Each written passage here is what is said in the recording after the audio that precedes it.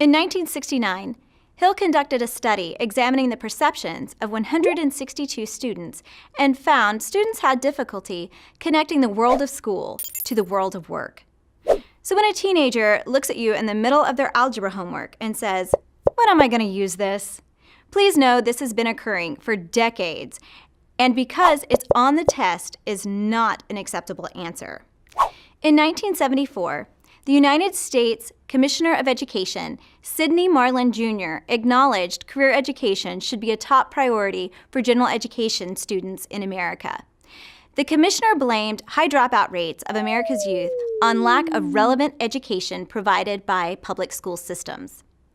This movement focused on general education and extended to include students with disabilities in 1976 with the Career Education Implementation Incentive Act. This act aimed to infuse career education into the curriculum for K-12 students with disabilities. What once was an initiative for general education students had expanded to include all students from elementary to high school. $325 million in federal grants were disseminated over a 5-year span to state and local education agencies to fund this initiative.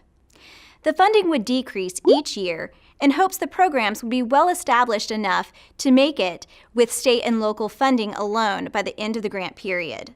The bill did not become a law, and most of these programs did not continue when the grant funding ended. In 1977, the United States Department of Health, Education, and Welfare declared schools were responsible for providing transition services, including career education and individualized student skills and aptitude information, job-seeking skills, and early socialization of young people into occupational roles. The idea of providing transition services to students well before they graduate from high school was further developed by Brolin and Kokoska in 1979. Brolin is a name you will hear many times in the field of transition. Remember that name. Kokoska too, but it's kind of like Dolce & Gabbana. Everyone remembers Dolce. So Brolin and Kokoska created a seminal career development model to explain the process students complete for a successful transition into employment, which consists of 4 phases: awareness, exploration, preparation, and assimilation. Career awareness usually begins at a young age when children are exposed to new occupations. Children are aware different occupations exist and will usually respond with the big 5 when asked what they want to be when they grow up: doctor, policeman, teacher, fireman, or vet. However, in this stage, the child does not express clear preferences concerning an occupation choice and may hold unrealistic goals due to lack of knowledge concerning preparation required for each career. And this is where we leave many students without ever helping to learn more about possible occupations. Students then move to the career exploration stage and explore several aspects of a career, such as salary, type of labor, and whether or not a career matches their interests and skills.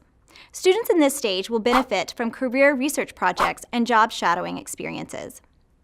The student is then ready for the career preparation stage, where the student begins planning a high school program and beyond to match career interests and skills. Career preparation planning includes courses that will prepare the student with skills needed for the desired career, exploration of colleges or vocational technology programs, offering preparation for the desired career, and requirements for cost and admission. In the career assimilation stage, a person considers life beyond high school and college and contemplates career advancement, retirement and benefits, and the transferability of skills to other careers. Brolin and Kokoska's career development model became widely used in career and transition literature and is referenced today to demonstrate the need for career education in younger grades. In 1979, Clark created a career education curriculum for elementary-aged children with disabilities that included career vocabulary, suggested books, and films to be implemented in the already present elementary curriculum. Clark proposed educators could impact the value students place on education and promote a positive work ethic by connecting curriculum with students' post-school aspirations at a young age. And you thought kindergartners were just playing dress-up. In 1983, states and local education agencies were encouraged to include transition supports for students with disabilities. Some school systems responded by implementing some form of school-to-work program.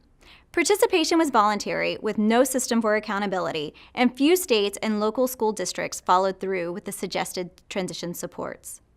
Thankfully, the reauthorization of the Vocational Education Act of 1984, commonly referred to as the Perkins Act, focused on accessibility of recruitment, enrollment, and placement into vocational programs for all individuals, including those with disabilities, and provided funding to support the career development of these individuals.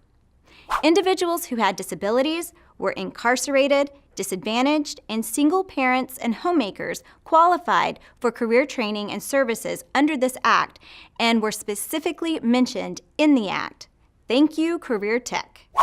Also in 1984, Madeline Will, she is like the Aretha Franklin of transition education, you will want to remember her. She created a model for the transition from school to work that emphasized bridges or linkages between school and post-school environments, commonly known as the Bridges model. Will's model focused on transition planning in high school and primarily employment. In 1985, Halpern revised this model to include residential, social, and community supports because he believed employment is not the only thing that allows us to have a meaningful life. He proposed students with disabilities in high school should receive the generic services received by everyone, plus time-limited special services that would end in high school and ongoing services provided by outside agencies to support the adjustment into residential, employment, and social communities after high school. Take a moment to think about what makes a happy life for you. If you're anything like me, my family, my friends, and a good job to provide for my family and friends make me happy. Why wouldn't individuals with disabilities want the same things? We have come a long way from sterilizing and banishing individuals with disabilities to institutions. But with the Bureau of Labor Statistics reporting an employment rate of 34% for individuals with disabilities ages 18 to 64, compared to a 75% employment rate for their non-disabled peers, we still have a lot of work to do.